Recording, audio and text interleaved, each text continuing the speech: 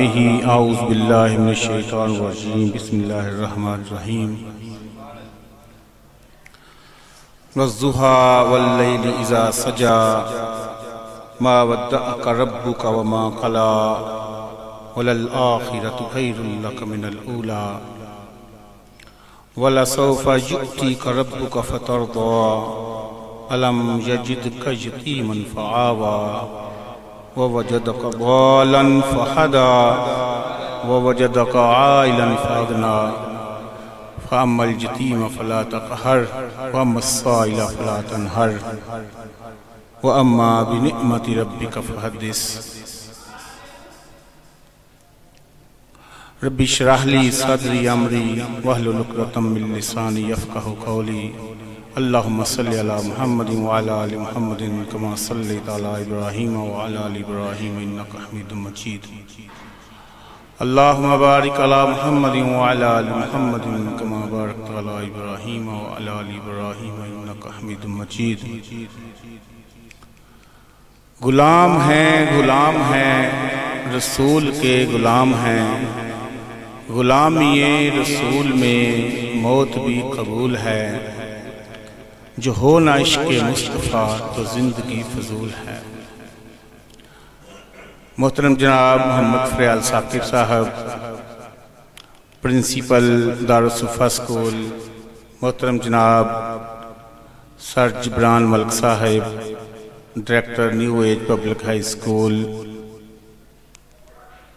میاں صاحب اور محترم دوستو، السلام علیکم ورحمۃ اللہ وبرکاتہ۔ اللہ سبحانہ وتعالی نے انسان کی ہدایت کے لیے 1,24,000 انبیاء علیہ السلام جو ہیں ان کو مبعوث فرمایا، اور جتنے نبی بھی اللہ نے بھیجے ان کا نام لے کر پکارا، ان کا نام لے کر مخاطب کیا، اور بات جو ہے یہ دو ٹوک انداز میں کی، بات جو ہے بالکل واشگاف انداز میں کی۔ اللہ تعالیٰ نے فرمایا یا آدم اسکن انت وزوجک الجنۃ وکلا منہا راغدا حیث شئتما ولا تقربا ہذہ الشجرۃ فتکونا من الظالمین، کہ آدم تو اور تیری بیوی جنت میں رہو اور جہاں سے جو چیز چاہتا ہے کھاؤ پیو، مگر اس درخت کے قریب نہ جانا ورنہ تمہارا شمار ظالموں میں ہو جائے گا۔ حضرت نوح علیہ السلام کے بارے میں فرمایا یا نوح انہو لیس من اہلک، اے نوح تیرا بیٹا تیرے خاندان میں شامل نہیں ہے۔ حضرت ابراہیم علیہ السلام کے بارے میں فرمایا یا ابراہیم قد صدقت الرؤیا ان کذالک من المحسنین، اے ابراہیم بے شک تو نے اپنا خواب سچ کر دکھایا، اور ہم محسنین کو ایسا ہی اجر دیا کرتے ہیں۔ جتنے نبیوں کو بلایا، نام لیا، یا موسیٰ یا عیسیٰ یا ہارون یا داؤد یا زکریا یا یحییٰ، لیکن جب باری آئی تاجدار مدینہ کی، لیکن جب باری آئی سرور عالم کی، جب باری آئی محسن انسانیت کی، تو اللہ تعالیٰ نے اپنا انداز کلام ہی بدل دیا۔ اللہ سبحانہ وتعالیٰ نے ایک دفعہ بھی قرآن پاک میں یا محمد کہہ کر نہیں پکارا، بڑے میٹھے انداز میں، بڑے پیار سے اور بڑے لاڈ سے فرمایا یاسین والقرآن الحکیم انک لمن المرسلین علی صراط مستقیم، یاسین قرآن حکیم کی قسم ہے کہ آپ مرسلین میں سے ہیں اور سیدھے راستے پر ہیں۔ اور کہیں فرمایا طٰہٰ ما انزلنا علیک القرآن لتشقی، طٰہٰ ہم نے قرآن آپ کے اوپر اس لیے نازل نہیں کیا کہ آپ کیا مشقت میں پڑ جائیں۔ اور کہیں فرمایا نون والقلم وما یسطرون، اور کہیں فرمایا وما ارسلناک الا رحمتا للعالمین، اور کہیں فرمایا یا ایھا المزمل نصفہ او انقص منہ قلیلا او زد علیہ ورتل القرآن ترتیلا انا سنلقی علیکا ورتل القرآن ترتیلا، اور کہیں فرمایا یا ایھا المدثر قم فانذر وربک فکبر وثیابک فطہر والرجز فاہجر۔ اللہ تعالیٰ نے کہاں کہاں سے قرآن پاک پڑھا؟ اللہ تعالیٰ نے تو پورا قرآن ہی آپ حضور صلی اللہ علیہ وسلم کی تعریف میں بیان کر دیا، اور کہیں فرمایا الم نشرح لک صدرک ووضعنا عنک وزرک الذی انقض ظہرک ورفعنا لک ذکرک فإن مع العسر یسرا ان مع العسر یسرا فإذا فرغت فانصب وإلی ربک فارغب، اور کہیں فرمایا یا ایھا النبی انا ارسلناک شاہدا ومبشرا ونذیرا وداعیا الی اللہ بإذنہ وسراجا منیرا، اور کہیں فرمایا انا اعطیناک الکوثر فصل لربک وانحر ان شأنیک ھو الابتر، اور کہیں فرمایا والضحی واللیل اذا سجا ما ودعک ربک وما قلی۔ اور بعض اوقات تو میں دیکھتا ہوں محترم سار جبران ملک صاحب کہ اللہ تعالیٰ نے صرف آپ کی امانت و صداقت کا ہی بیان نہیں کیا، آپ کے حسن اخلاق کی تعریف ہی نہیں کی، بلکہ اللہ تعالیٰ نے آسمانوں کے رب نے زمین کے اس حصے کی قسمیں کھائی ہیں، اس شہر کی قسم کھائی ہے، اور اس وادی کی قسم کھائی ہے، اس مٹی کی قسم کھائی ہے جس مٹی کو یہ شرف حاصل ہوا کہ اس نے حضور کے قدموں کی قدم بوسی کی، حضور کے قدموں کو چوما۔ اللہ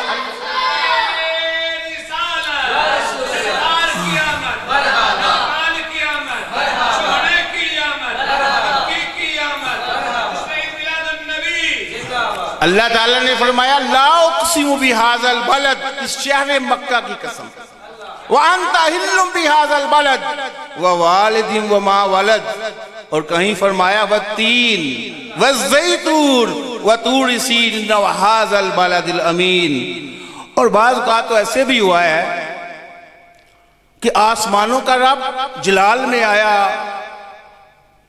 اللہ تعالیٰ اپنی رحمت کے جوش میں آیا، اور آسمانوں کے رب نے آسمانی مخلوق کو اکٹھا کیا، نورانی مخلوق کو اکٹھا کیا، اپنے عرش کے اوپر فرشتوں کو بلایا اور ان سے فرمایا ان اللہ وملائکتہ یصلون علی النبی، کہ اللہ اور اس کے فرشتے نبی پر درود و سلام بھیجتے ہیں، یا ایھا الذین آمنوا صلوا علیہ وسلموا تسلیما، اے ایمان والو تم بھی نبی صلی اللہ علیہ وسلم پر درود و سلام بھیجا کرو۔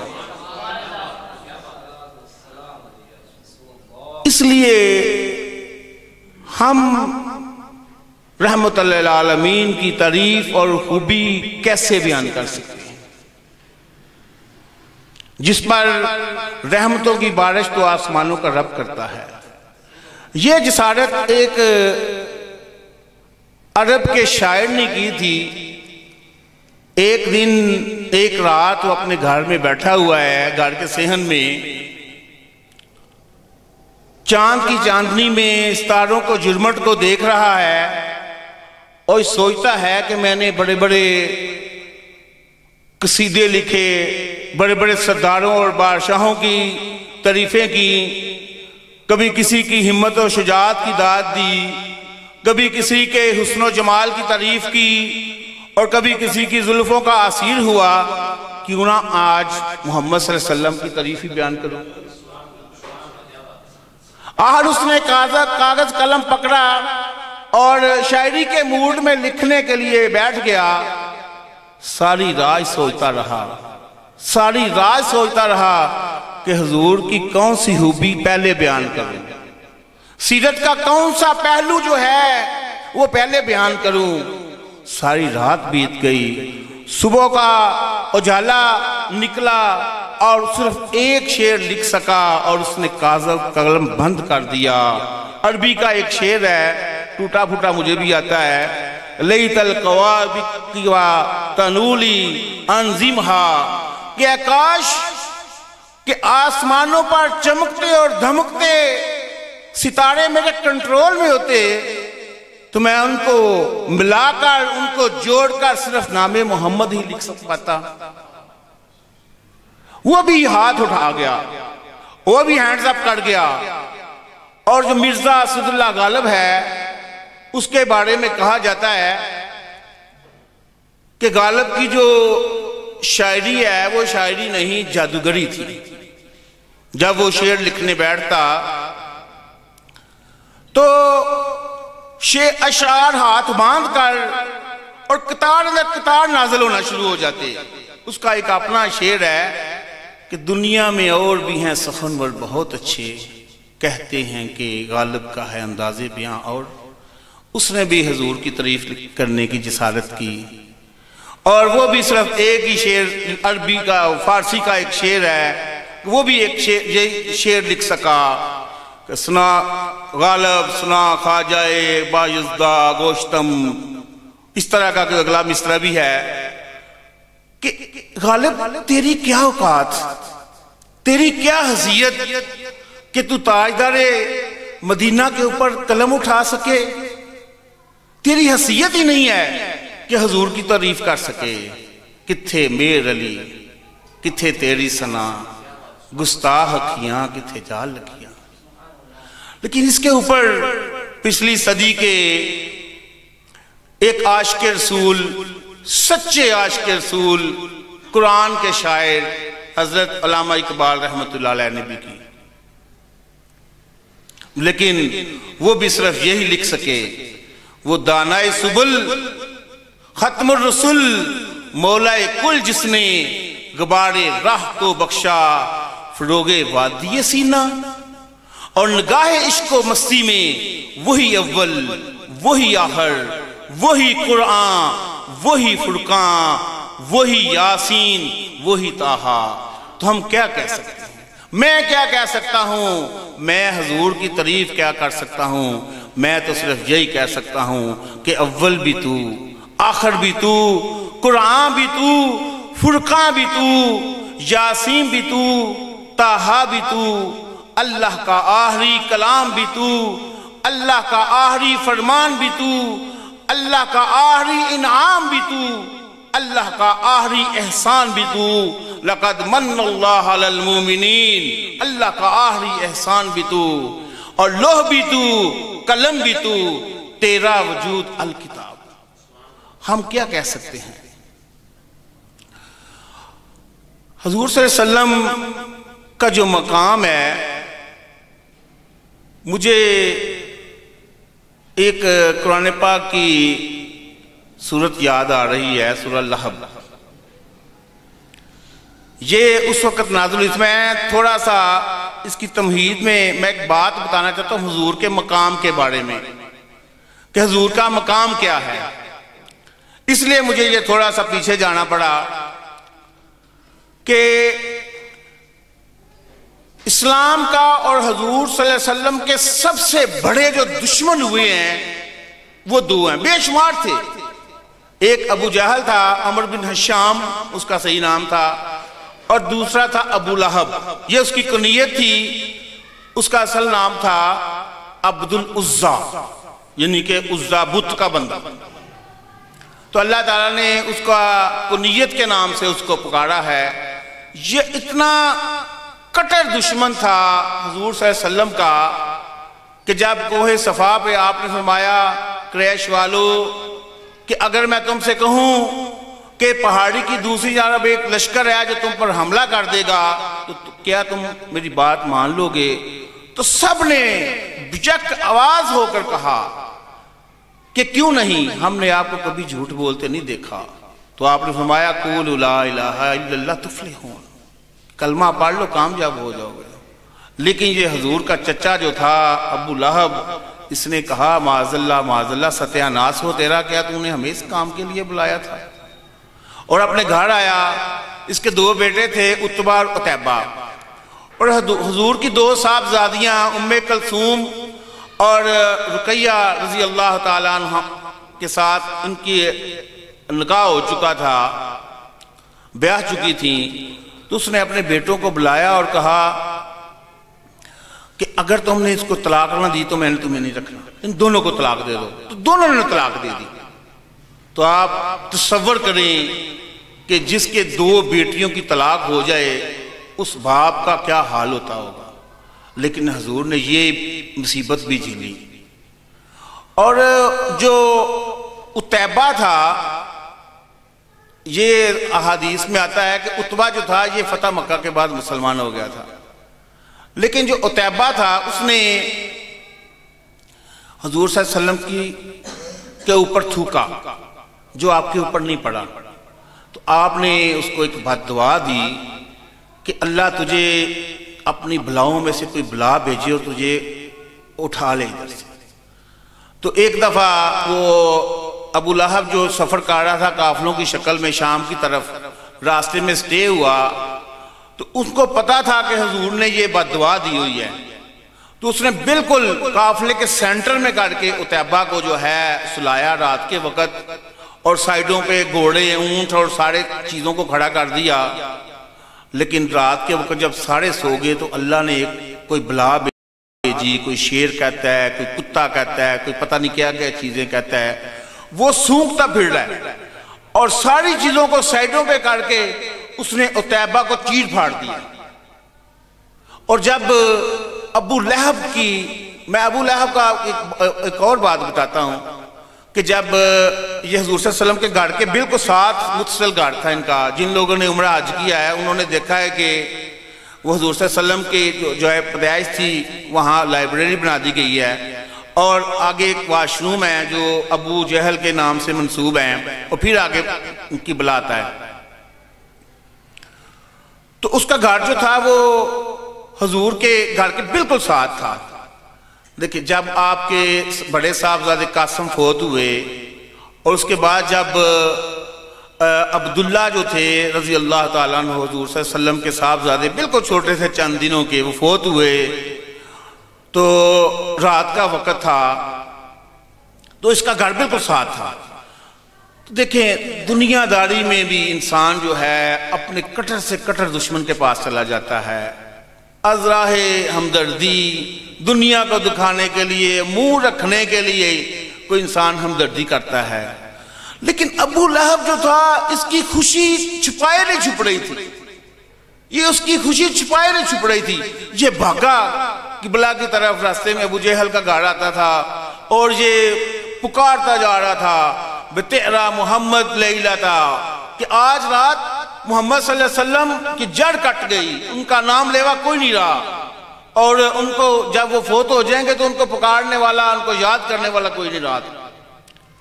اللہ تعالیٰ نے اس وقت یہ آیت نازل فرمائی، یہ سورۃ مبارکہ، تبت یدا ابی لہب وتب ما اغنی عنہ مالہ وما کسب سیصلی نارا ذات لہب وامرأتہ حمالۃ الحطب فی جیدہا حبل من مسد.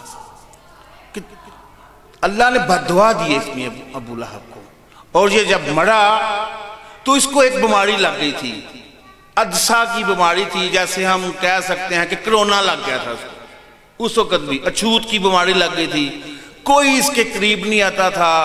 جب 2-3 دن گزر گئے تو اس کی لاش سے سمیل آنا شروع ہو گئی، تو اب اس کو ٹھکانے لگانے کا مسئلہ تھا، اب اس کو قریب ہی کو نہیں جا رہا. تو انہوں نے کچھ حبشیوں کو بلایا، انہوں نے ایک گڑھا کھودا اور بڑے بڑے بانسوں اور بڑے بڑے سٹک سے اور چھڑیوں سے اس کی لاش کو دھکیلا اور اس گڑھے میں گرا دیا. اور اب ادھر سے مٹی گرانا مشکل تھا، اس لیے انہوں نے پتھر مار مار کر اس کو دفن کر دیا. یہ اس کا حال ہوا تھا، یہ پیشن گوئی تھی. جب ساری دنیا کو پتا تھا، مکے والوں کو پتا تھا، اس وقت بھی بے شمار لوگ مسلمان ہو گئے تھے اس واقعہ کو دیکھ کر. یہ سب سے بڑا دشمن تھا. اس نے کہا تھا کہ اب محمد لاولد ہو گیا اور اس کا کوئی نام لیوا نہیں ہوگا. اور اس وقت یہ آیت بھی نازل ہے اِنَّا أَعْطَيْنَاكَ الْكَوْثَرَ، اے حبیب ہم نے آپ کو دنیا بھر کی نعمتوں سے نواز دیا ہے۔ فَصَلِّ لِرَبِّكَ وَانْحَرْ، پس آپ اپنے اللہ کے حضور نماز پڑھیں اور قربانی دیں۔ اور اگلے والی آیت سنیں اِنَّا شَأْنِيَكَ هُوَ الْأَبْتَرُ، بے شک آپ کا جو دشمن ہے یہی بے نام و نشان ہوگا، اس کا نام لیوا کوئی نہیں ہوگا۔ آج 15 صدیاں گزرنے کے بعد بھی آپ نے غور کیا ہے کہ کلمے کے اندر سب سے پہلے اللہ کا نام ہے، پھر حضور کا نام ہے۔ اذان میں سب سے پہلے اللہ کا نام ہے، پھر حضور کا نام ہے، اشہد ان محمد رسول اللہ۔ وہ انڈونیشیا جو ایک مشرق بعید اور دور کا ملک ہے، وہاں سے یہ ہوتے ہوئے بنگلہ دیش میں، انڈیا، پاکستان، مشرق وسطیٰ سے، یورپ سے ہوتے ہوئے اور افریقہ اور جو امریکہ تک اذان ہو رہی ہے ہر وقت، کہیں فجر کی، کہیں ظہر کی، کہیں عصر کی، کہیں مغرب کی، کہیں عشاء کی، ہر وقت حضور کا نام گونج رہا ہے، اشہد ان محمد رسول اللہ۔ کوئی ایک لمحہ، کوئی ایک پل اور کوئی ایک سیکنڈ ایسا نہیں ہے جب اذان کی آواز نہ گونج رہی ہو۔ تو اللہ تعالیٰ نے اذان میں پہلے اپنا نام پھر حضور کا نام، نماز میں پہلے آپ کا نام، اللہ کا نام، پھر حضور کا نام۔ اسی طرح نماز جنازہ میں پہلے اللہ نے اپنا نام رکھا ہے، پھر حضور کا نام۔ میں کہتا ہوں مرنے کے بعد قبر کے اندر جو سوال ہوں گے من ربو کا، پہلے اللہ کا نام، پھر تیسرا سوال ہوگا من نبیو کا، بتا تیرا نبی کون تھا۔ یہ ہے فضیلت اور یہ ہے مقام میرے نبی کا۔ اور میرے نبی کو اللہ نے ایک اور بڑا اہم مقام جو دیا ہے وہ ہے خاتم النبیین۔ ما کان محمد ابا احد من رجالکم ولکن رسول اللہ وخاتم النبیین۔ محمد صلی اللہ علیہ وسلم تمہارے کسی مردوں میں سے کسی کے باپ نہیں ہیں، لیکن وہ آخری نبی ہیں، خاتم النبیین ہیں۔ یہ مقام کسی نبی کو حاصل نہیں ہے، جتنے 1,24,000 نبی گزرے ہیں یہ مقام کسی کو حاصل نہیں ہے۔ آپ کو ایک اور مقام حاصل ہے، شاید آپ کو علم ہو یا نہ ہو، کہ حضور کی زندگی کو محفوظ رکھنے کے لیے ہمارے آباء و اجداد نے اور ہمارے بزرگان دین نے ایک فن ایجاد کیا تھا، اسماء الرجال کا۔ اسماء جو ہے یہ اسم کی جمع ہے اور رجال جو ہے یہ رجل کی جمع ہے۔ اسماء کا مطلب نام ہوتا ہے اور رجل کا مطلب ہوتا ہے آدمی، انسان، کوئی بندہ۔ یہ کتابی شکل میں موجود ہے، 5 لاکھ انسانی زندگیوں کا ریکارڈ ہے اس کے اوپر، 5 لاکھ۔ اس میں صحابہ شامل ہیں، اس میں تابعی شامل ہیں۔ صحابی اس کو کہتے ہیں جس نے ایمان کی حالت میں حضور کا دیدار کیا، اور تابعی اس کو کہتے ہیں جنہوں نے ایمان کی حالت میں کسی صحابی کو دیکھا ہو، اور تبع تابعی اس کو کہتے ہیں جنہوں نے ایمان کی حالت میں کسی صحابی کی زیارت کی ہو۔ اس میں اسماء الرجال میں 5 لاکھ انسانوں کی زندگی کا ریکارڈ ہے، اور پھر انہوں نے ایسے نہیں کیا کہ ان کا ریکارڈ، اس کے اوپر ایک چیک اور مانیٹرنگ ٹیم بھی بنائی گئی، بورڈ بنایا گیا۔ اس میں یہ تھا کہ کچھ صحابہ جو ہیں وہ مکے کے رہنے والے تھے، کچھ تابعی مدینے کے رہنے والے تھے، کچھ طائف کے مکین تھے، تو سب کی زندگیاں کہ کون سے صحابی جو ہیں یہ کہاں پیدا ہوئے، ان کی تاریخ پیدائش کیا ہے، ان کی تاریخ وفات کیا ہے، ان کا شعبہ کیا تھا، کیا انہوں نے کہیں سفر کیا، یا وہ صرف کھیتی باڑی کرتے تھے، یا وہ صرف کپڑے کا کام کرتے تھے، وہ تاجر تھے۔ یہ ایک ریکارڈ ہے۔ آج 21ویں صدی میں جہاں جب انسان چاند کے اوپر پہنچ گیا ہے، کوئی شخص یہ دعویٰ نہیں کر سکتا کہ اس کی زندگی اتنی محفوظ ہو جتنی ہمارے حضور کی ہے۔ آپ کی زندگی کا ایک ایک لمحہ، آپ کی رات، آپ کے دن، آپ کے ایک ایک گوشہ جو ہے یہ بالکل اسی طرح محفوظ ہے جیسے بالکل ابھی تازہ ہیں۔ انسان کی ہدایت کے لیے، قیامت تک آنے والے انسانوں کے لیے یہ بالکل ایسے ہی محفوظ ہے جیسے پہلے تھا۔ ہم ہدایت، ہم رہنمائی حاصل کر سکتے ہیں۔ پچھلی صدی جو گزری ہے جبران ملک صاحب، اس میں 20ویں صدی میں 2 عالمی جنگیں ہوئی ہیں. ایک 1914 سے شروع ہو کر 1917 تک گئی.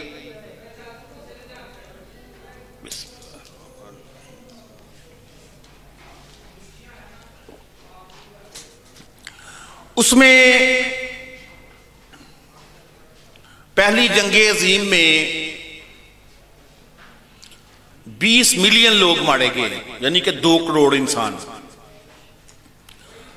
یہ بھی یورپ میں لڑی گئی. اور دوسری جنگ عظیم جو ہوئی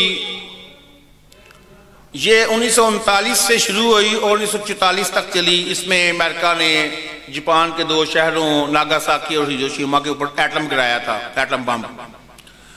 اس میں 84 ملین لوگ مارے گئے، یعنی کہ تقریباً 8.5 کروڑ انسان. جب ایک برنارڈ شاہ ایک بہت بڑا ڈرامہ نگار گزرا ہے برطانیہ کا، آئرلینڈ میں یہ رہتا تھا، آئرلینڈ میں پیدا ہوا 1856 میں اور 1950 میں یہ مر گیا.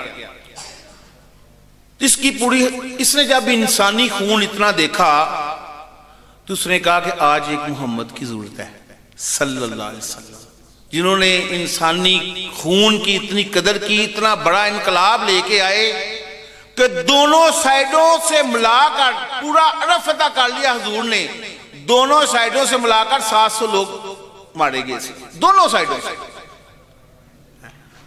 تو جب اس نے اتنا خون دیکھا تو اس نے کہا کہ آج ایک محمد صلی اللہ علیہ وسلم کی ضرورت ہے. تو کسی نے ان کو بڑا خوبصورت جواب دیا کہ کیا حضور کی تعلیمات ابھی بالکل محفوظ نہیں ہے؟ کیا ان کی تعلیمات پر عمل کر کے انسانیت کو کہ خون کو نہیں بچایا جا سکتا؟ یہ مقام ہے میرے حضور کا، یہ مقام ہے، اور یہ مقام کسی اور نبی کو حاصل نہیں ہے. حضور نے جو نظام متعارف کرایا، جو نظام مصطفیٰ دیا انسانوں کو، اس نظام میں خیر تھی، برکت تھی، امن تھا، چین تھا، خوشحالی تھی. انسانی زندگی جو ہے یہ بالکل محفوظ تھی. انسان کا مال، اس کی جان، اس کی عزت، اس کا گھر بالکل محفوظ تھا. اور یہ اور کسی اور جگہ یہ ایسا نہیں ہوا، ممکن نہیں ہوا کہ انسانی زندگی، انسانی پوری تاریخ کے اندر دیکھیں جو خلافت راشدہ کا دور تھا یہ 30 سال تک چلا، یہاں تک انسانی زندگی محفوظ تھی اور بالکل امن اور چین تھا، کیونکہ آپ نے جو نظام متعارف کرایا تھا وہ انسان دوست تھا. آج حضور کا نظام کہیں قائم نہیں ہے.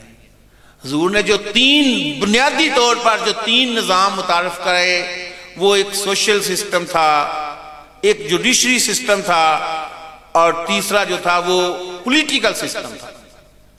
یہ تینوں نظام جب اللہ کی اطاعت میں آئیں گے، ان الحکم الا للہ، اس ساری کائنات کا مالک، رازق اور خالق جو ہے یہ اللہ کا ہے، تو یہ کیسے ممکن ہے کہ قانون اس کا نہ ہو؟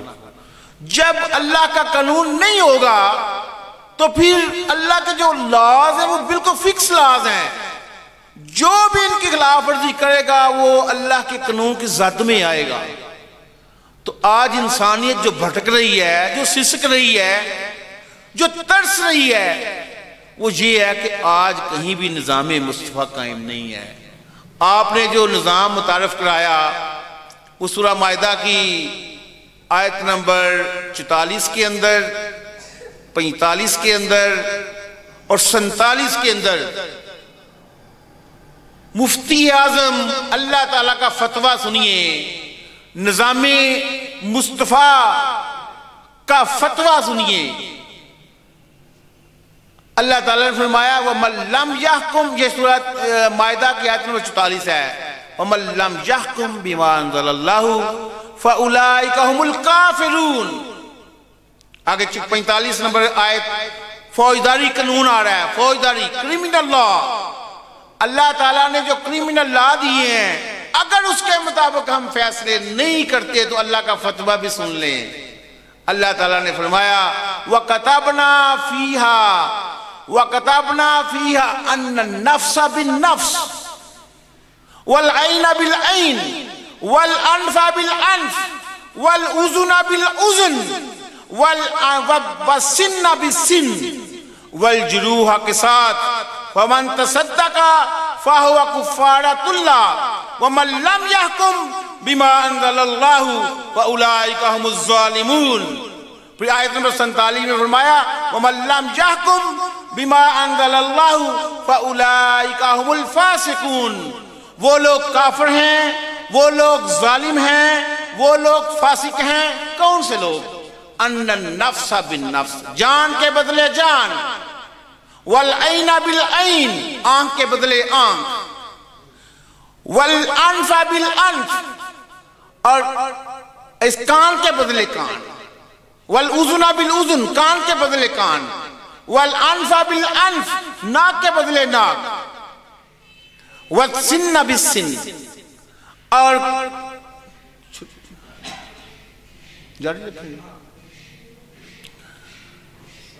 وعلیکم السلام۔ یہ جو نظام مصطفیٰ ہے، جو لوگ اللہ کے قانون کے، میں قرآن پاک کی آیت کا ترجمہ کر رہا ہوں، جو لوگ اللہ کے نازل کردہ قانون کے مطابق فیصلے نہیں کرتے وہ لوگ کافر ہیں۔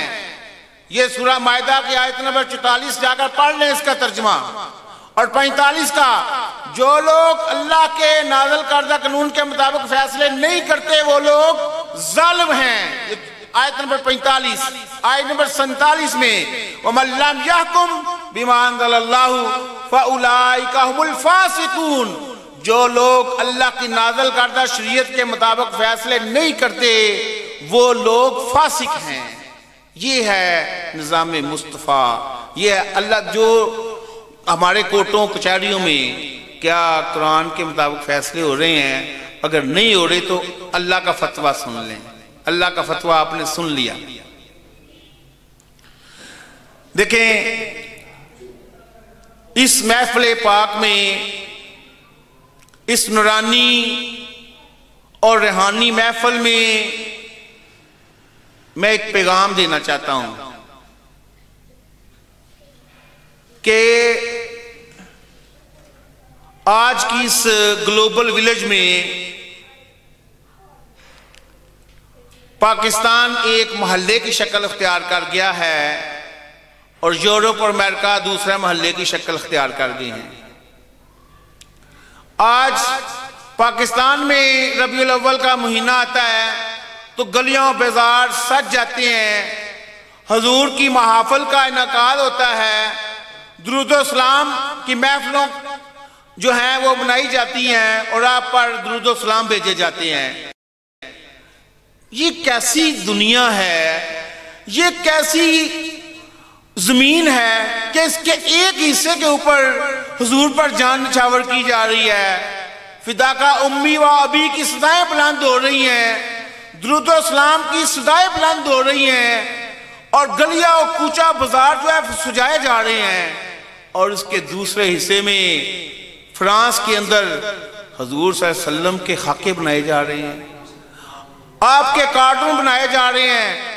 میں آپ کو ایک بات بتانا چاہتا ہوں، اللہ کی سنت یہ ہے، اللہ کی سنت سن لیں، میری بات نوٹ کر لیں، جس نے بھی حضور کی گستاخی کی اللہ نے اس کو نشان عبرت بنا کر چھوڑا، اور یہ ایک لمبی فہرست ہے۔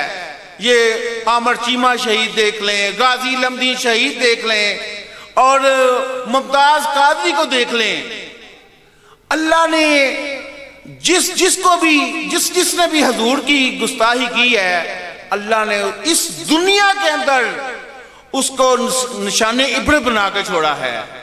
اس سے پہلے جو گستاخیاں ہوتی رہی ہیں وہ انڈیویجولز ہوتی رہی ہیں یا کوئی ادارہ کرتا رہا ہے، لیکن آج جو فرانس کی ریاست نے یہ گستاخیاں کی ہیں، آپ کو پتہ ہے کہ وہاں فری سپیچز کے نام سے حضور کے اوپر معاذ اللہ آپ کی توہین کی جا رہی ہے۔ اسکولوں میں، اور اظہار رائے کی آزادی کے نام پر اخبارات میں حضور کے کارٹون چھاپ رہے ہیں۔ میں کہتا ہوں ان لوگوں کو اپنے ایمان کی خیر منانی چاہیے۔ فرانس کے رہنے والے 60 لاکھ مسلمانوں کو اپنے ایمان کی خیر منانی چاہیے، اور یورپ کے رہنے والے 2.5 کروڑ مسلمانوں کو اپنے ایمان کی خیر منانی چاہیے، اور پوری دنیا میں 150 کروڑ مسلمانوں کو اپنے ایمان کی خیر منانی چاہیے۔ جب یورپ کے رہنے والے لوگ پیرس کے چوکوں چوراہوں میں حضور کے بن بورڈوں کے اوپر، فلیکس بورڈوں کے اوپر کارٹون دیکھیں گے حضور کے، تو ان کو ایمان کا کیا حالت ہوگی ان کے ایمان کی۔ اللہ کی یہ سنت ہے کہ اللہ نے اس کا بدلہ لینا ہے۔ میں یہ بات میری نوٹ کر لیں، اللہ نے اپنے نبی کی توہین کا بدلہ لینا ہے، بے شک وہ زلزلہ ہو نہ ہو، یا کوئی آفت، آسمانی آفت ہو، کوئی سیلاب ہو، کوئی طوفان ہو، یا کوئی بیماری ہو جیسے یہ کرونا ہے، یا کوئی جنگ چھڑ جائے عالمی، اللہ نے یہ بدلہ لے کے چھوڑنا ہے حضور کی توہین کا۔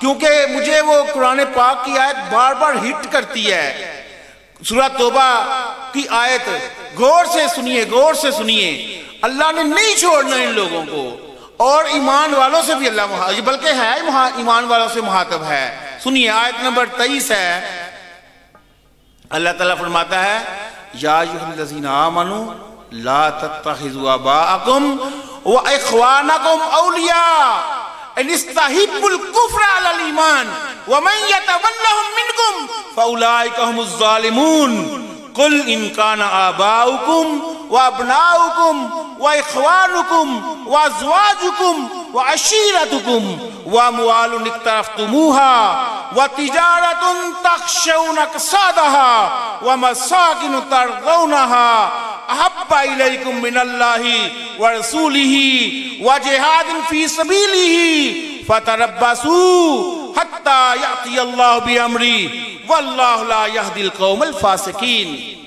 اے ایمان والو، تم اپنے باپوں اور بھائیوں کو بھی دوست نہ بنائیں اگر وہ ایمان کے اوپر کفر کو ترجیح دیں، تو جو تم میں ایسا کرے گا اس کا شمار پھر ظالموں میں ہوگا۔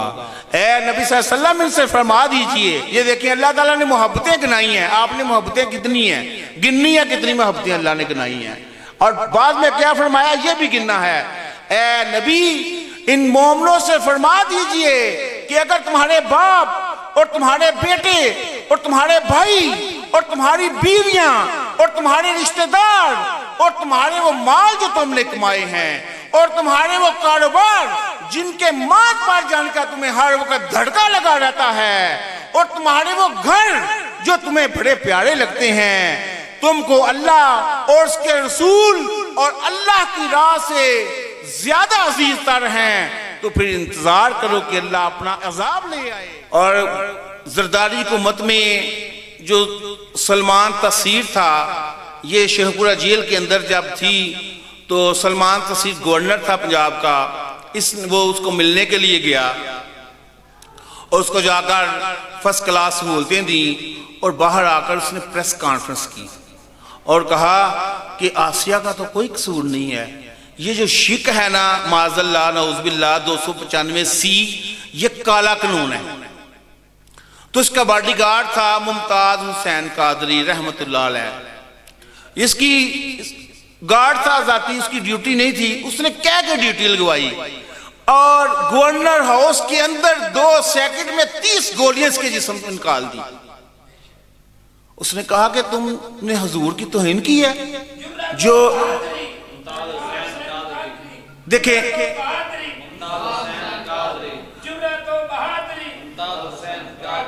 دیکھیں جو یہ زرداری حکومت میں پیپلز پارٹی کا گورنر قتل ہوا، اس کے تقریباً 4-5 سال کے بعد یہ نواز شریف کی حکومت آئی، اور یہ نواز شریف نے اس کو پھانسی پہ چڑھایا، نواز شریف نے یورپ کے کین کے اوپر، اور جرمن کے کہنے کے اوپر، حالانکہ پاکستانی جیلوں میں سامنے وکیل صاحب موجود ہیں، 4-5 ہزار سزا یافتہ قیدی ہیں. سزا یافتہ قیدی انہیں کہتے ہیں جن کو سزائے موت ہو، یعنی کہ آرڈر دے چکے ہوں یہ ان کو لٹکا دیں. صرف ایک ایگزیکٹیو آرڈر ہوتا ہے، اس کو بلیک وارنٹ کہتے ہیں، نکلا ہے جی، اس کو پھانسی پہ چڑھا دیتے ہیں.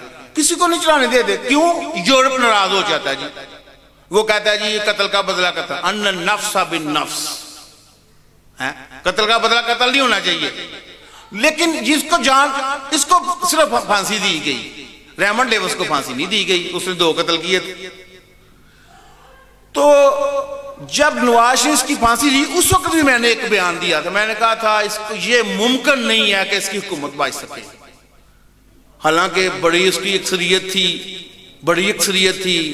پھر جب میں تقریباً 2-2.5 ماہ کے بعد میں سوات میں تھا، ہمارا ایک پروگرام تھا، مجھے خبر ہوئی مغرب کے وقت کہ نواز شریف کو گھر بھیج دیا گیا ہے. اس وقت بھی میں نے ایک بیان ریکارڈ کروایا تھا، ابھی بھی میری فیس بک کے اوپر موجود ہوگا. میں نے کہا نواز شریف، جب سے تم نے ایک عاشق رسول کو پھانسی دی ہے، اس وقت تک تم ایک لمحہ بھی چین سے نہیں تمہارا گزرا. اور کبھی JIT بن رہی ہے، اور کبھی والیوم 10 کی باتیں ہو رہی ہیں، اور کبھی نیب بلا رہی ہے اس کو گھر چھوڑ کے انہوں نے چھوڑا. یہ مجھے تو رضا ثاقب مصطفی جو ولی کامل ہیں، ان کی آواز ابھی تک میرے کانوں میں گونج رہی ہے. اس وقت جب ممتاز حسین قاضی کو انہوں نے شہید کیا تھا تو رضا ثاقب مصطفی نے ایک بیان ریکارڈ کروایا تھا، وہ ابھی بھی فیس بک کے اوپر اور واٹس ایپ کے اوپر موجود ہے. انہوں نے کہا تھا نواز شریف، تو کیا سمجھتا ہے کہ تو نے ایک عاشق رسول کو پھانسی دے کر یہ سمجھ لیا کہ عاشق رسول ختم ہو گئے ہیں؟ میں ان کے الفاظ بول رہا ہوں. انہوں نے کہا تھا دیکھنا میرا رب تیرے ساتھ کرتا کیا ہے. یہ ہیں ان کے الفاظ. کیا نواز شریف دیکھنا میرا رب تیرے ساتھ کرتا کیا ہے. پھر اللہ نے دیکھا، وہ ساری دنیا نے دیکھا کہ اللہ نے اس کے ساتھ کیا کیا. جسے کہتے ہیں نا سسک سسک کر اور تڑپا تڑپا کر مارنا. ایک دن میں اس کی حکومت نہیں ختم ہو گئی، اس کو چین ہی نہیں آیا. اس کو کبھی کہیں کبھی کہیں کبھی کہیں. یہ اللہ تعالیٰ نے بدلہ لیا ان سے، اللہ تعالیٰ نے اس سے بدلہ لیا.